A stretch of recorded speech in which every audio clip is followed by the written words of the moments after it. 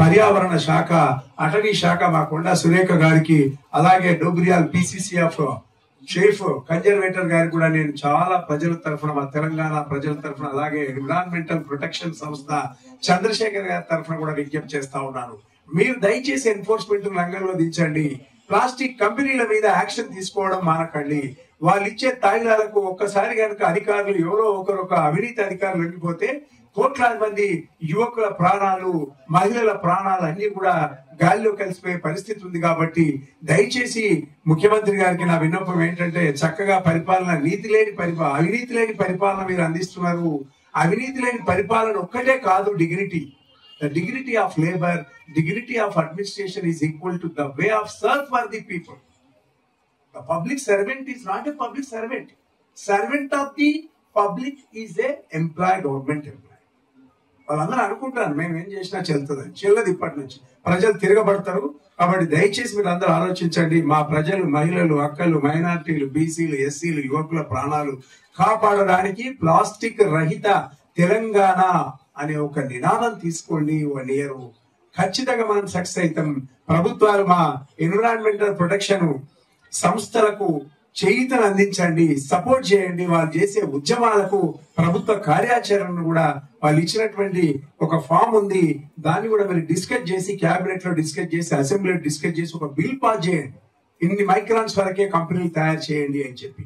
మనమే ఓవైపు పర్మిషన్ ఇస్తున్నాం, వాడు ఇష్టారాజ్యంగా దాని మందాన్ని పెంచి ప్లాస్టిక్ పేపర్లు పంపుతా ఉన్నాడు. కాబట్టి దయచేసి ప్రభుత్వం ఈ విషయంలో ఆలోచించాలి. ముఖ్యమంత్రి రేవంత్ రెడ్డి గారు, మీరు దయచేసి ఆలోచించి ప్రజల ఆరోగ్యాన్ని రక్షిస్తారని చెప్పి నేను ఎన్విరాన్మెంటల్ ప్రొటెక్షన్ తరఫున మిమ్మల్ని విజ్ఞప్తి చేస్తూ, అలాగే జనపనార ఉత్పత్తులు కానీ, మన డాక్రా సంఘాలు తయారు చేస్తున్నటువంటి మన జనపనార గాని, నూలు వస్త్రాలు గాని, మన బ్యాగులు, కూరగాయలకు వాడుకోగలిగితే, లేకుంటే మనం వస్త్రంతో, మన కాటన్ తో తయారు చేసినటువంటి సంచులు ఇటువంటివి తయారు చేసుకుంటే ఇంకా బాగుంటది. అటువంటి పరిశ్రమలు ప్రోత్సహించాల్సినటువంటి అవసరం ఉంది.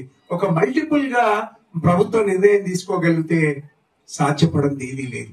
ఈ రోజు చాలా మంది ప్రజలు అనుకుంటూ మనం ఓటేసినా మన పని అయిపోయిందని. కానీ అక్కడ ఉన్న పొన్నం ప్రభాకర్ గారు, లేకుంటే రేవంత్ రెడ్డి గారు, చావల కిరణ్ కుమార్ రెడ్డి గారు వాళ్ళు నిర్ణయం తీసుకుంటే 5 నిమిషాల జీవో వస్తుంది. ఇంకో 6వ నిమిషానికి ఎన్ఫోర్స్మెంట్ దిగుతుంది. 7వ నిమిషానికి ఫ్యాక్టరీలు ఒళ్ళు దగ్గర పెట్టుకొని పనిచేస్తారు. ప్రభుత్వము అధికారులు వచ్చినా రాకున్నా దాని ఎక్కడైతే ఏమైతే పొల్యూట్ ఎక్కడి నుంచి రిలీజ్ అవుతుంది, ఎట్లా రిలీజ్ అవుతుంది అనేది దాన్ని పూర్తి స్థాయిలో మేము ప్రభుత్వం ముందు పెట్టి ఖచ్చితంగా ప్రభుత్వంతో పని చేయించి ప్రజలకు ఆరోగ్యంగా ఉండేటట్టు చూస్తామనేది మరొకసారి మనస్ఫూర్తిగా మీ ముందు చెప్తూ, రెండవది ఏంటంటే మనకి ఏదైతే ప్రజా రవాణా ఉంది, ఆ రోజు బయోడీజిల్ ఇంప్లిమెంటేషన్ చేశారు. అంటే పోను పెరగాలి తప్ప ఇప్పుడు దాన్ని అక్కడనే ఆపినారు. అంటే అప్పుడు 30% ఇంప్లిమెంటేషన్ చేశారు. ఆ 30% ను జీరో పొల్యూట్, ఒక బయోడీజిల్ అనేది జీరో పొల్యూట్. ఇదే శీలజ ఇంధనాలు ఏదైతుందో 1 కిలో మండిస్తే 200.65 గ్రాముల పొల్యూట్ రిలీజ్ అవుతుంది. అంటే దీనికి దానికి నిష్పత్తి ప్రకారంగా జీరోకు జీరో, మొత్తం టోటల్ జీరో ఉంది. అంటే అలాంటిది ఈ బయోడీజిల్ ఎందుకు ఇంప్లిమెంటేషన్ చేయలేకపోతున్నారు అంటే, మేము ఖచ్చితంగా ఈ విషయాన్ని మేము ప్రభుత్వంతో ఫైట్ చేసి మాట్లాడడం జరిగింది. ఇప్పుడు కూడా మీడియా ముందు మేము పెట్టడం ఏంటి అంటే, అది ఓన్లీ వాళ్ళ పర్సంటేజ్ల గురించి అనేది, దాన్ని బయోడీజిల్ ను పూర్తి స్థాయిలో ఇంప్లిమెంటేషన్ చేస్తలేరు అనేది మా ప్రధానమైనటువంటి డిమాండ్. అదే కనుక వాళ్ళు అది కాదు అని అనుకుంటే, బయోడీజిల్ లో ఉన్నటువంటి బయోడీజిల్ ద్వారా ప్రజలకు ఏదైతే అనారోగ్యం జరుగుతుందో అది నిరూపించాలి. లేదు వీళ్ళు ఏదైతే ఈ డీజిల్ నడుస్తుందో దీని ద్వారా ఏంది అనేది మేము మీడియా ద్వారా మేము ముందు పెడతాం. ఇట్లా మేము ఎన్నోసార్లు చెప్తే ఆనాడు అంతటి కేసీఆర్ అలాంటిదే దెబ్బకు దిగొచ్చి ప్రజల శ్రేయస్సు కొరకు ఖచ్చితంగా బయోడీజిల్ ఇంప్లిమెంటేషన్ చేసిండు.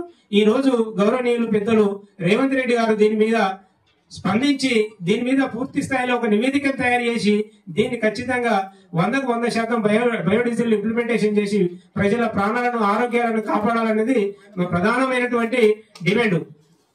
అదే కోణంలో ఈ రోజు మనకు హైదరాబాద్ లో ఉన్నటువంటి పరిసర ప్రాంతాల్లో ఉన్నటువంటి ఇండస్ట్రీస్ ఏదైతే ఉందో మనకు సిటీ లోపట ఉన్నాయి. అంటే ఔటర్ రింగ్ రోడ్ అవతల పెట్టుకోవాలి వీళ్ళు.